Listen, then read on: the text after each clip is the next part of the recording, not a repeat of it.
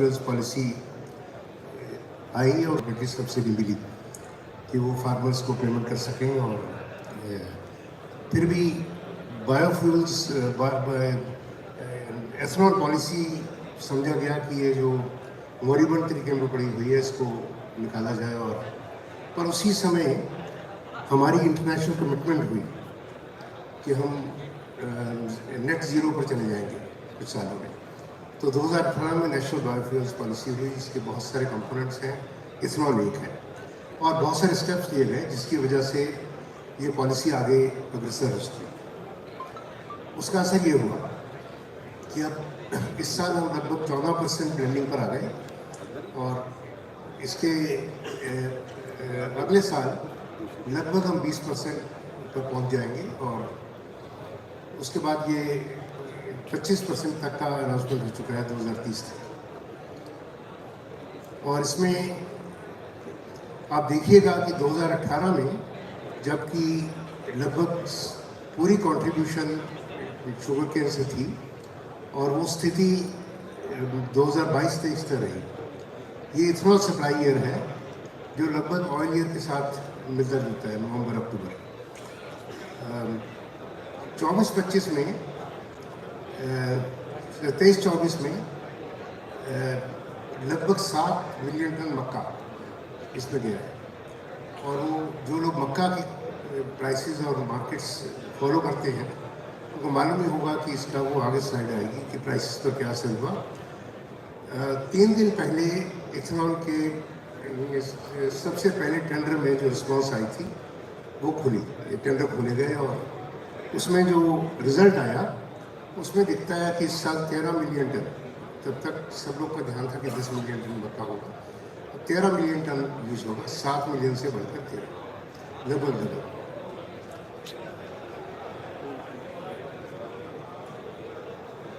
ये पिछले 3-4 साल का है। इसमें यह अनुमान लगाया गया है कि कितना DDGS प्रोड्यूस होगा। मक्का से 24-25 में 3 मिलियन टन और राइस से लगभग 1, तो 4 मिलियन टन। और अगले साल मक्का से 4 मिलियन और राइस से लगभग 1। ये फीड इंडस्ट्री के कुछ दोस्तों से मालूम हुआ, जैसे उस हिसाब से है, मैं समझता हूँ ठीक ही है। DDGS में माइक्रोटॉक्सिन्स बहुत है, 60 से 70 ppb, और उससे मोर्टेलिटी हो जाती है छोटे बर्ड्स में। बड़े कैटल जो हैं वहाँ से ज़्यादा चल जाता है। ये जो 3% बर्डर में लिमिट है, 2 या 3%, ये टोटल फीड में है, मील में नहीं। जैसे मील 25 से 30% जाता है फीड में, तो ये समझिए 8-10% तक आज के दिन में भी रह सकता है। और ये ज़रूर है कि कुछ फीड मिलर जो इंटीग्रेटेड हैं वो इस्तेमाल नहीं कर रहे इसका, बाकी कर रहे होंगे। और इसका जो सबसे ज़्यादा असर है वो सोयाबीन मील के अलावा बाकी जो दूसरे ऑयल मिल्स हैं, जैसे कॉटन या रेपसी, उन पर असर डालना होगा। DDGS की प्राइस पूरा साल 11,000 से 14,000 रुपये पर टन रही। 35% प्रोटीन है, तो प्रोटीन की वैल्यू लगभग सोयाबीन से 40% हो गई। तो हर एक फीड मिलर की कोशिश होगी कि इसको इनकॉर्पोरेट ज़्यादा से ज़्यादा किया जाए प्राइस को ऑप्टिमाइज़ करने के लिए। चावल DDGS में प्रॉब्लम थोड़ी कम है।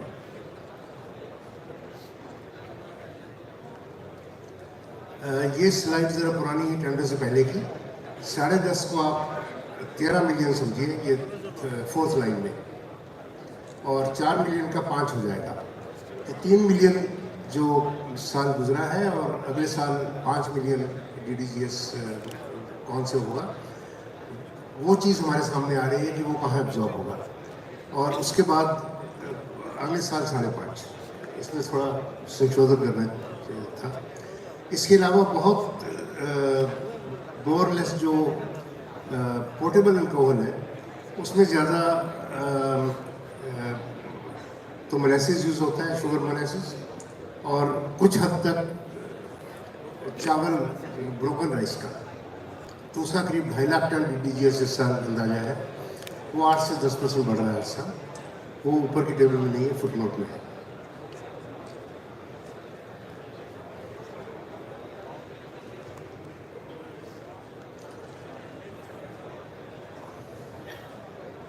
तो दो रिस्क हैं सोयाबीन इंडस्ट्री को। एक तो सब्स्टिट्यूशन बाय DDGS, और इस रिस्क में क्या है कि अभी तक कॉर्न सेक्टर में कोई बड़ी ऑर्गेनाइज इंडस्ट्री नहीं थी। स्टार्च इंडस्ट्री थी जो स्कैटर्ड थी, 2-4 स्टेट्स में कंसंट्रेटेड है, बाकी स्कैटर्ड है। छोटी इंडस्ट्री है, करीब 7-8 मिलियन टन कॉर्न यूज़ करती थी। अभी ये इंडस्ट्री जो है इसको कॉस्ट प्लस प्राइसिंग है। देश में कोई भी इंडस्ट्री ऐसी नहीं है जिसको कॉस्ट प्लस, जो भी कॉस्ट हो उसके ऊपर प्रॉफिट गारंटीड है। जनवरी में कॉर्न की प्राइसेस बढ़ गई तो तुरंत सरकार ने 7 रुपये लीटर प्राइस बढ़ा दी DDGS की, एथेनॉल की जो कॉर्न से बनता है। तो they can pull the entire crop, why not. उनका प्राइस पुल इतना बड़ा है तो उनको अगर DDGS में 12,000 की बजाय 18,000 रुपये मिलने लग जाए माइकोटॉक्सिन कंट्रोल करने के, दे विल मेक इन्वेस्टमेंट्स। आजकल ड्रायर्स बहुत एफिशिएंट हैं, वो लगा सकते हैं। फ्रेश क्रॉप फार्मर से आई, ड्रायर से किया। और दूसरों उनको बहुत बड़ी एडवांटेज ये है कि पिछले साल सरकार ने कहा था नेफेड को कि डिस्टिलर्स के लिए कॉर्न प्रोक्योर करो और उनसे कैरिंग चार्जेस नहीं लो, MSP प्रोक्योर करो और बाद में जब उनको चाहिए दे दो। तो no carrying charges throughout the season, they could get it at. पर वो थोड़े मंदे में थे, they regretted later on, they did not avail of it. But अगले साल जो स्थिति आज दिख रही है कि क्रॉप आते ही कॉर्न की प्राइसेस सपोर्ट प्राइस से ऊपर है। तो यू कैन इमेजिन, एक तरफ तो उनको कॉस्ट प्लस प्राइसिंग होगी, एक तरफ ये होगा, तो लगभग they will maximise supply of DDGS to the government. इस साल 20% के टारगेट में लगभग 10 बिलियन लीटर चाहिए, 9.88, और उसमें लगभग 5 बिलियन जो टेंडर पास होकर आए हैं उनमें कौन से आने वाला है। और दूसरा यह है कि अगर ये 10% मॉइस्चर तक प्लांट में DDGS को ड्राई कर लें तो उसकी शेल्फ लाइफ बढ़ जाती है, टॉक्सिन से बच जाती है। क्यों नहीं करेंगे। दूसरा सेक्टर, ये दूसरी प्रॉब्लम क्या है कि आप सब जानते हैं कि कॉर्न और सोयाबीन का कंपटीशन यूएस में रहता है, कौन सी क्रॉप कितनी लग जाएगी उनके सोइंग पीरियड में।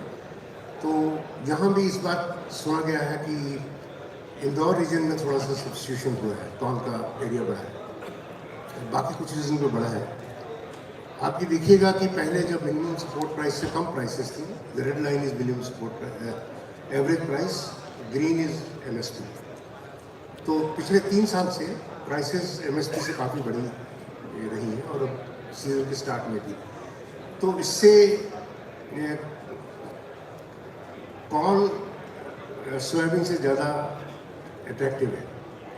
इस टेबल में कॉर्न, उसके साथ जो एसोसिएटेड फॉडर मिलता है, सोयाबीन उसके साथ फॉडर मिलता है, और पहली टेबल इसमें MSP पर है। पर हम जानते हैं कि MSP से कम सोयाबीन पिछले 1.5-2 साल से बिक रहा है, और कॉर्न के ऊपर बिक रहा है। तो दूसरी टेबल वो दर्शाती है कि जो एक्चुअल स्थिति रही पिछले साल। तो अगर मध्य प्रदेश में फार्मर को पर हेक्टेयर 36,000 रुपया ज़्यादा मिले तो देर सवेर कॉर्न, और क्योंकि ये डेवलपमेंट बहुत रिसेंट है, आप पूछिए पिछले साल क्यों नहीं हुआ, क्योंकि इसके पिछले साल जैसे हमने पहले देखा, सिर्फ आधा बिलियन लीटर ही कॉर्न इथेनॉल सप्लाई हुई, जो अगले साल 5 बिलियन होने वाली है। तो ये 1 साल में इसका असर शुरू होगा। तो बेसिकली डबल स्क्वीज आएगा। सबसे बड़ा स्क्वीज तो हो सकता है कि सोयाबीन का एरिया कम हो जाए, और दूसरा स्क्वीज जो उससे कम स्क्वीज होगा, इफ बिजनेस एज यूजुअल, अगर माइकोटॉक्सिन ऐसे रहें कि मील की, पर अगर माइकोटॉक्सिन ऐसे नहीं रहे और इथेनॉल इंडस्ट्री अपना they put their house in order mycotoxin reduce करके, तो उस पर भी बहुत बड़ा असर आ सकता है। ये छोटी सी स्टडी बनाने में मैंने अपनी 3 संस्थाएं जिनसे जुड़ा हुआ हूँ, Arcus policy research, mayor commodities और ग्रीन लीफ, इनका आभार व्यक्त करता हूँ। बहुत बहुत धन्यवाद।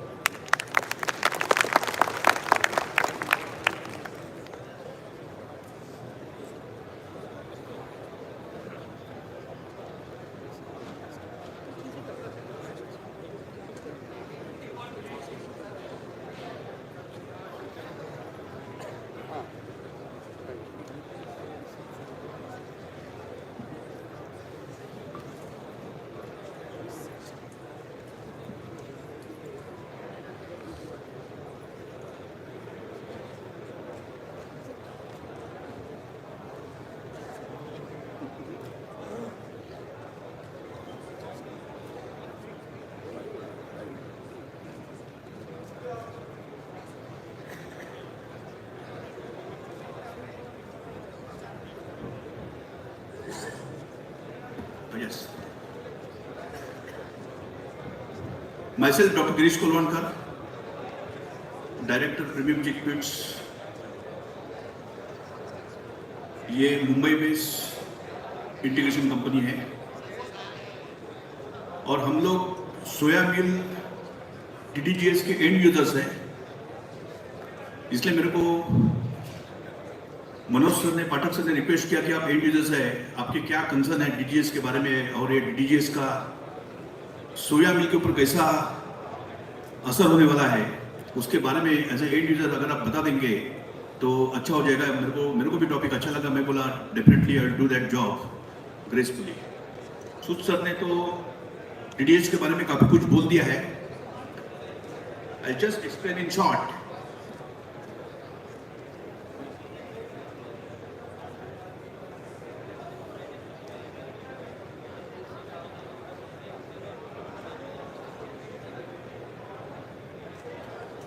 How this DDGS concept is evolved, the ethanol concept. India's the net import of petroleum is around 232.5 million metric tons, valuing around 132.4 billion USD for the fiscal year 2023-24. So it was a big concern. It's a big concern for the Indian government that so much of petroleum products are imported in India, and there is a huge impact because there is a lot of revenue is driven away, and there is a huge impact on the Indian economy. That's why Indian government was trying to find out some strategies how this particular import can be cut down. तो उसके लिए ये जो ethanol जो है, the government ने एक road map बनाया. The NITI Aayog has drafted roadmap for the ethanol blending for 2020 to 25, which is called E20 program, to achieve 20%. Government has already given permission for the 20% ethanol adulteration adding in the petroleum products, and by that way there will be a cut down imports by 4 billion equating to around 30,000 crores per annum. Means the import value. The import will be less by 30,000 crores if this particular 20% ethanol adulteration is permitted in the petroleum products. So that is the major objective of the government, to cut down this import and try to strengthen the economy. And for that purpose, government has definitely incentivized, government has given the subsidies, and even government has done the funding to this particular, the ethanol-based projects, where a lot of people have entered into ethanol production. They have started the factories, and that is how the ethanol production in India is growing. But apart from ethanol, when the ethanol is extracted from the grains, the mainly focused grains are, of course, corn and broken rice. So when the ethanol is extracted from the grains, definitely the leftover, that is called as extraction, that is DDGS. And this DDGS, the nutritive values have been analyzed, and it is very much found that these values are very much at par with the soybean meal, and that is how the concept of using DDGS into the cattle feed, poultry feed is evolved, and it is definitely become a threat to the soybean industry today. Next.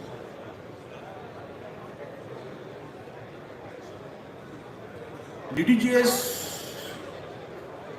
availability is definitely growing year by year because more and more people are coming into this particular industry because of the government support.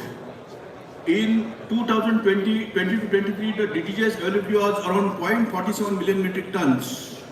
But 24-25 is 1.89 million metric tons, which is gradually growing, and in 25-26 it is expected to be 2.45 million tons. And as per the government plans, today the 20% addition of DDGS is allowed, the ethanol is allowed, but by 2020 government has plans to make it 25% addition of ethanol into the petroleum industry. So definitely, as the ethanol production is going to grow, the DDGS production is also going to grow, and that is how these figures clearly indicate that by 2025-26, the total DDGS production is going to be around 2.45 million metric tons. Meaning that much extra DDGS will be available for the use of cattle feed, poultry feed, and various animal feeds. So, which is definitely going to be a threat to the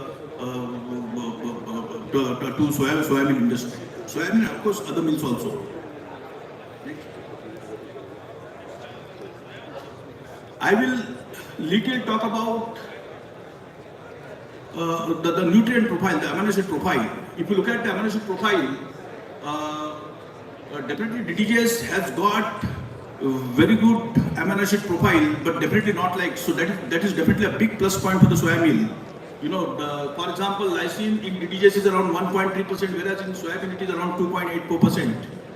Similarly, except methionine and cysteine, soybean is richer in the amino acids like threonine, tryptophan, arginine, isoleucine, valine. The major amino acids which are lysine, threonine and arginine, all these three amino acids, soybean meal is definitely richer than the DDGS, but DDGS also has got reasonable amount of amino acid content in it, because of which it is gradually becoming popular into the animal feed industry. So as I said, DDGS has comparatively lower lysine, that is lysine than the soya DOC. Definitely tryptophan and arginine is also, it is very limiting, DDGS is a source of very limiting amino acids like tryptophan and arginine, where soybean meal is definitely richer. The most important factor, apart from the nutrient content, amino acid content, the most important factor, which is the comparison between the nutrients of DDGS and the nutrients of soybean meal, the proteins of soybean meal or the amino acids of soybean meal, the availability, the bioavailability, actually the content is different. How much it is available to the body, that is also equally important. So if you look at that, the amino acid availability or the protein availability of soybean is 90%, which is a very, very big plus point for the soya meal, whereas in case of DDGS, it is not more than 65 to 70% by all means. But another important factor which comes in play, why this DDGS is becoming popular in the animal feed industry, that is only because of its cost. For example, soya meal today, the standard soya meal which is available is 47% protein, and the cost is around 38-39 rupees, whereas corn DDGS, it is 28% protein, but the cost is only 18 rupees today. Whereas rice DDGS, the protein is 45%. The protein is much better, but and the price is around 24 rupees today. So it is the price is almost 50% of the soya meal. So because of which, whatever available nutrient contents, though they are little lesser than the soya meal, but because of the price, per unit price of this particular DDGS, it is becoming definitely more and more popular in the animal feed industry. Secondly, if you look at the DDGS, today DDGS in cattle feed definitely the nutritionists can go up to 20 to 25% addition of, replacement of the other proteins like soy milk protein. They can go up to 20 to 25% into cattle feed, whereas in the broiler industry, the DDGS use is only limited to, till today it is only limited to 1 to 3%, and in layer industry, DDGS can be easily used up to 5%.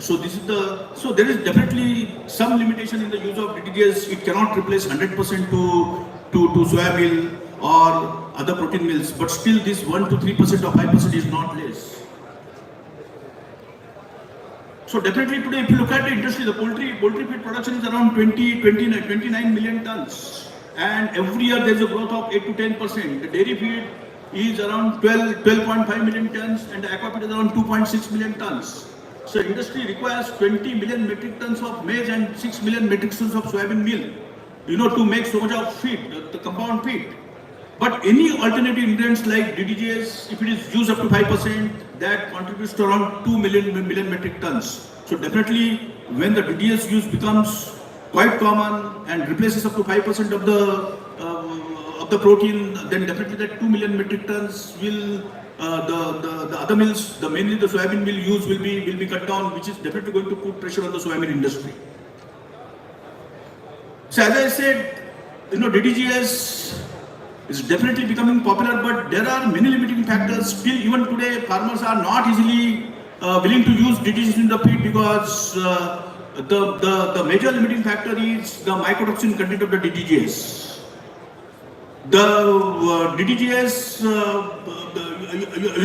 so whatever the DDGS extract, the byproduct of the ethanol industry, the drying process is still not standardized. Many DDGS producers, they still not focus on the proper drying process of DDGS, because of which there is a huge growth of mycotoxins, and these mycotoxins are very, very toxic to the poultry birds. I have, even myself, being an end user, I have come across with so many incidences that use of DDGS into the poultry feed has led to huge mortalities into the ready birds because of this particular toxin. This is called as aflatoxinosis. Because of these aflatoxins which are coming out of DDGS. So that is one of the major limiting factors. The mycotoxin content is definitely a worrying factor for the DDGS. And another limiting factor for the DDGS is there is use of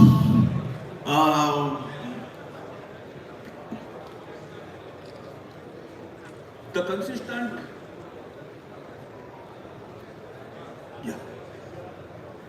yes. So this is how DDGS. There are many limiting factors. Another is the sulfur content of the DDGS is very, very high, which creates a lot of gut health problems. And of course, the sodium content of the DDGS is very high, which again lead to many gut health problems. But one particular, this is my last 1 2 minutes I'll take.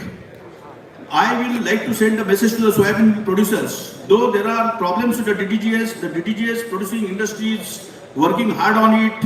They are conducting a lot of seminars, and they are also trying to improve their drying practices. Ultimately, it will become very, very competent, and it can be a very promising replacement to the soya meal. So I just want to send a message to soya meal producers that they should focus on the quality productions, and they should keep away themselves from the various adulterations like urea, DRB, and cheaper mills like Gor meal or mustard meal. That is definitely, if they try to control the adulterations, if they try to focus on the quality of this thing, definitely DDGS can never replace soya meal 100%, because soya meal has got a quality protein which is definitely today there is no parallel meals available which has got such a quality protein like soya meal. So this is my message to the producers, that focus on the quality, and that's the end of it. Thank you. Thank you very much, Dr. Paul. Thanks a lot.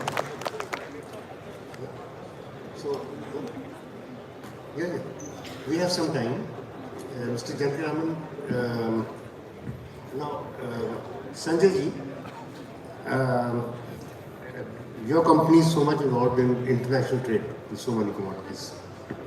and I have the privilege of being on the board of your company. Do you have experience in export of DDGS from India? Right now, we haven't, but we are in the process. We are trying, but shortly I think we should be able to start something.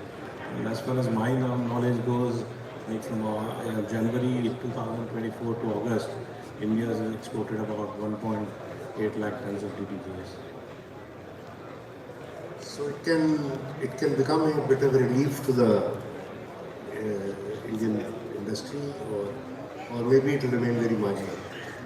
When the availability is 4.5 million tons, 2 lakh tons of exports, can it grow? Yes, it can grow, and it should grow. Otherwise, there will be a lot of pressure in India on other meals like rice bran, soya, rapeseed. So it has to. If the export is more, it will be more beneficial. Thank you very much, Sanjay. Mr. Abdul, what will be your experience in as a consumer? Okay. Hello. I am from the end user industry.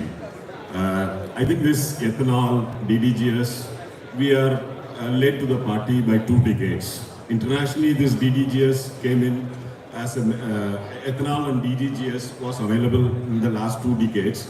And the issue of DDGS substituting soya meal for poultry feed got sorted out internationally.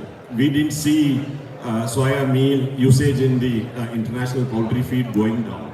Year on year, it has only gone up. So DDGS was never a substitute for soya meal in poultry feed, for sure. In our case, we are using up to 3% rice DDGS in our poultry feed, but that 3% was only removing the alternate proteins. We didn't reduce our soya meal. We were also using alternate proteins like your rapeseed meal and other meals. That meal got sided out, and we were adding DDGS. But soya meal usage remained the same for us. I believe the ethanol production going up, rice DDGS and corn DDGS production going up. The poultry industry is in a learning curve stage. Like, we will do a lot of trials, experiments, and then we will learn, and then we will rationalize the usage of DDGS in poultry feed. Soya meal demand for poultry feed should remain where it is. Only the alternate proteins which were used in the feed will get elbowed out, and rice DDGS will be used in. Thank you very much, Mr. Chandra. And thanks a lot for a very optimistic message after 2 gloomy presentations. Thanks. And we have right now the next event is a talk by the Honorable Minister Nitin Gadkari. So we don't have time for questions. We are all available.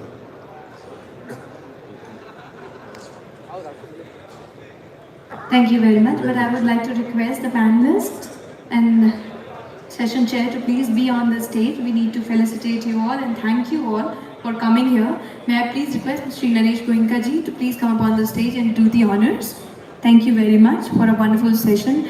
I'm sure that they have a lot of questions.